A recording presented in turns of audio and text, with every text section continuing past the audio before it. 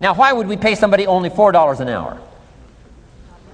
They're not very valuable to the marketplace. Now, we got to make that distinction, to the marketplace.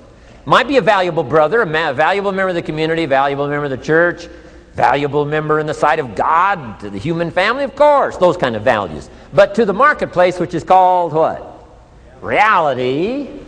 Reality is, if you're not very valuable, you don't get much money. Those are called the facts. I mean, that's how that is. Well, then how do you get more money? Simple answer. Somebody says, well, I'll go on strike for more. Well, here's a major problem with that. Here's a major problem with that. You can't get rich by demand.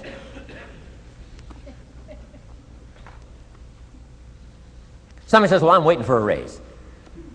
I'm telling you, it's easier to climb than to wait for a raise. Why not just become more valuable rather than wait? I'm telling you, that's the key to all good things.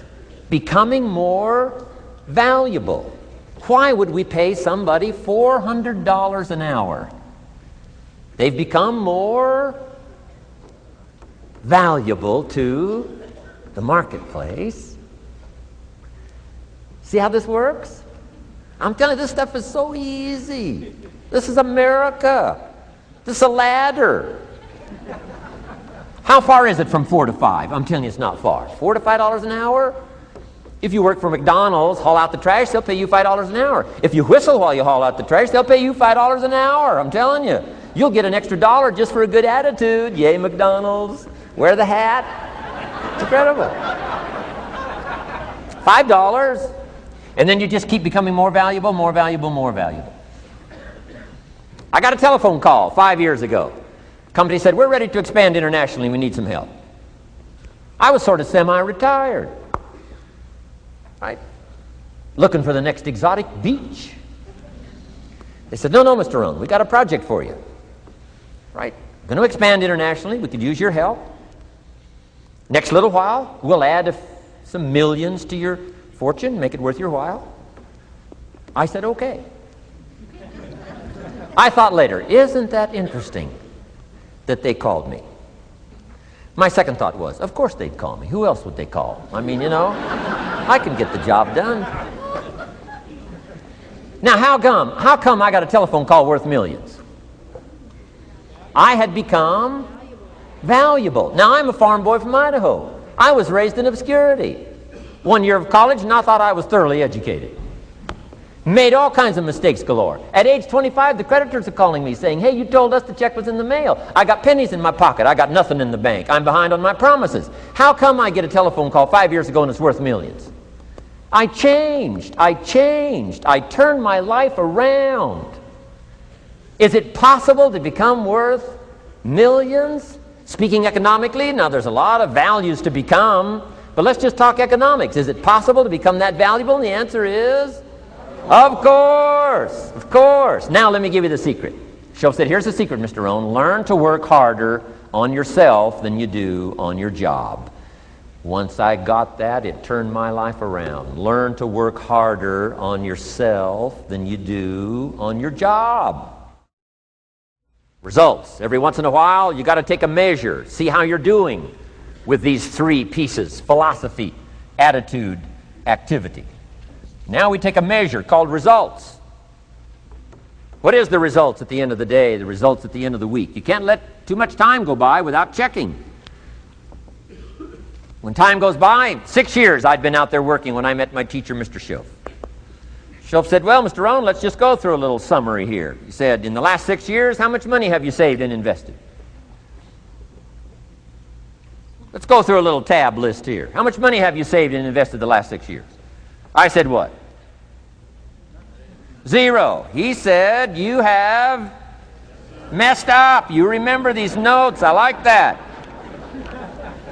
You've messed up. He said, who sold you on that plan? I thought, my gosh, the man's right. I'm a nice guy. I bought the wrong plan. What if you were 50 and broke? Right? Didn't need to change countries. bought the wrong plan. What a sad scenario that would be. But Shoaff said these questions. Let's go through some results. He said, how many books have you read in the last 90 days? I said, what? 0. Wisdom of the world available? Change your life, change your future? Wisdom of the world available? Develop any skill you want, earn the kind of income you want, have all the treasures you want, equities you want, relationship with your family that you want, everything that you want available, and the wisdom of the world to help you get it. Haven't read any books in the last 90 days. My teacher said, Mr. Rohn, you have messed up. I'm telling you, you've got the deal. Shoaff said, Mr. Rohn, in the last 6 months, how many classes have you taken to improve your skills or to develop new skills? Go for the American dream. Become rich and powerful and sophisticated and healthy and influential. How many classes have you taken in the last 6 months? I said, how many? 0. He said, you have messed up. He said, you don't need to unmess the country. You don't need to straighten out the perplexed. You don't need to straighten out any of this stuff. All you've got to do is look within and let results teach you a great deal about your own activity, your own attitude, and your own philosophy. I went through that process. Take this phrase home. Results is the name of the game. What other game is there? Results. Here's all life asks us to do. Make measurable progress in reasonable time. Just take home that little phrase. Good phrase. We're asked in life simply to make measurable progress in reasonable time. We demand it of our children. How many years do you want your child to spend in 4th grade? Approximately. About 1. If it looks like they're not going to make it, we pour on the pressure, called legitimate pressure, lack of results. Peer pressure, family pressure, school pressure, community pressure. Every other kind of pressure we can bring to bear. What? You can't stay more than 1 year in 4th grade. As parents, you'd have to leave the community. You say, well, what if they're nice kids? Wouldn't you give them 3 or 4 years? And the answer is no. You got to make better progress than that. So you got to check fairly often. Some things you got to check every day. Some things you got to check at least by the end of the week. Salesman joins this little sales company. He's supposed to make 10 calls first week. Wouldn't it be legitimate to call him in on Friday and say, John, what? How many calls? I mean, this stuff is simple. John says, well. Say, John, well won't fit in this little box here. Well. Now John starts with a story. You say, John, I made this little box so small so a story won't fit. I don't need a story. I need what? A number. A number. What will a number tell me? Everything. John's supposed to make 10 calls. What if he made 20? You say, wow. Wow. We got somebody. What if he only made 1 call? Whoa. Will that tell us something about John's philosophy? And the answer is yes. Will it tell us something about his attitude? Of course. Will it tell us something about his disciplines? Of course. And if he wants a lesson in life change, all he has to do is be willing to face the numbers and come up with the results that will teach you to either celebrate if you got good results or fix whatever needs to be fixed in your philosophy, attitude, activity called disciplines. You don't need to go anywhere else. I do believe in affirmations. They are valuable as long as you affirm the truth. Because it says in ancient scripts, the truth, what? Will set you free.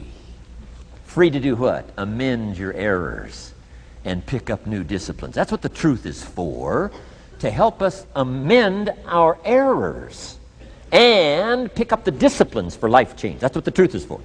So I do believe in affirming the truth. If you're broke, best thing to affirm is, I am broke. You put that up on the refrigerator where you can see it every day. I mean, that's how you do that. Now, if you need a little additional affirmation, you just put up there, I'm 40 and broke. I mean, you know, that ought to do it. And if you need just a little more, put up there, I live in America and I'm 40 and broke. That's enough to turn your life around. It says, hey, something is Wrong. Somewhere I have messed up. And I'm telling you, if you'll start with that, it's called the process of life change, and it doesn't matter how small the process is to start. One discipline starts it, and then one discipline feeds another, and the first thing you know, you've got this whole cycle in an upward positive motion.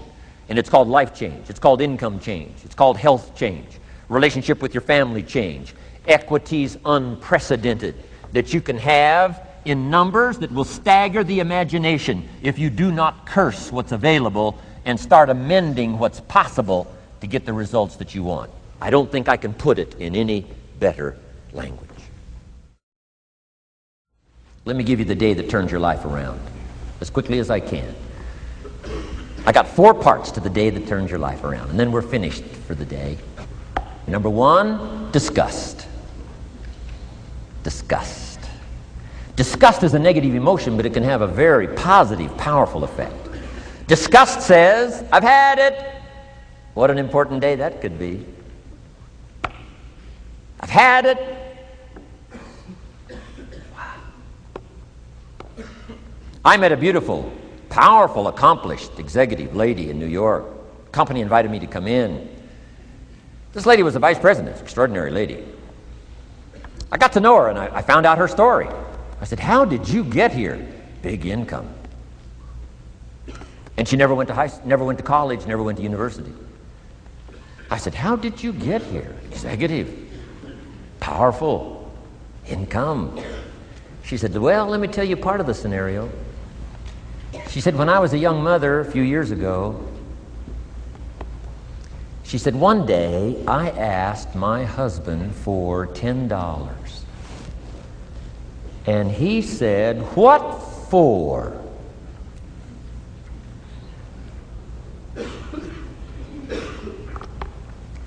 She said, before that day was over, I decided I would never, ever ask again. She said, I started studying opportunity, found it, took the classes, put myself through the schools, did the scenario. Now I'm vice president. I make a lot of money. And she said, I kept my promise. I've never, ever had to ask again. It's called a life-changing day. The day you say, enough is enough. Now, if you can add an act to your disgust, it helps. A man takes a shotgun to his car, blows out every window, destroys every tire, puts 100 rounds in it, and says, I've driven this embarrassing thing for the last time. And then he saves it. He saves it. And later when somebody says, how did you become rich and powerful? He says, let me show you this car. One day I'd had it up to here, I blew it to smithereens. Enough is enough. Powerful. Here's the last 3. Next is decision. Decision making is a life-changing day. If you went home today and in the next few days cleaned up a list of decisions, it could furnish enough inspiration for the next 5 years, 10 years. What an inspiring day, the day you can bring yourself to decide. And here's the 3rd one, desire, wanting too bad enough. Who knows the mystery of that? We don't know. But here's something I do know. Sometimes desire waits for a trigger, waits for something to happen. Who knows what the happening may be? A song, the lyrics, a movie, the dialogue, a seminar, a sermon, a book, an experience, confrontation with an enemy, a conversation with a friend who finally levels with you. Whatever the experience it is, it's so valuable. And here's my best advice. Welcome all experiences. You never know which one is going to turn everything on. Don't put up the walls. The same wall that keeps out disappointment keeps out happiness. Take down the walls. Go for the experience. Let it teach you. And here's the last one. Resolve. Resolve says I will. 2 of the most powerful words in the language. Benjamin Disraeli said, nothing can resist a human will that will stake its existence on its purpose. Shortly put, I'll do it or die. Best definition of resolve I got from a little junior high girl, Foster City, California. I'm going through some words one day. I got to this one and I asked the kids, who can tell me what resolve means? Some didn't know, some tried. Interesting. The last one was the best. Little girl about 3 rows back, she said, I think I know, Mr. Rohn. I said, what? She said, I think resolve means promising yourself you will never give up. I said, that's the best I've ever heard. She's probably giving seminars somewhere today, right? I mean, that's the best I've heard. I asked the kids, how long should a baby try to learn how to walk? How long would you give your average baby? Before you say, hey, enough's enough. No. Any mother in the world would say, you're crazy. My baby is going to keep trying what? Until. What a magic word. I want you to write it down. Until. Promise yourself you'll read the books until your skills change. You'll go to seminars until you get a handle on it. You'll listen to it until it makes sense. You'll go for it until you understand it. You'll practice it until you develop the skill. Never give up until, however long that is. Step by step, piece by piece, book by book, word by word, apple by apple. Walk around the block, walk around the block. Go for it. Don't miss the chance to grow. And resolve that you'll pay the price until you learn, change, grow, become. Then you'll discover some of life's best treasures when you pay that price.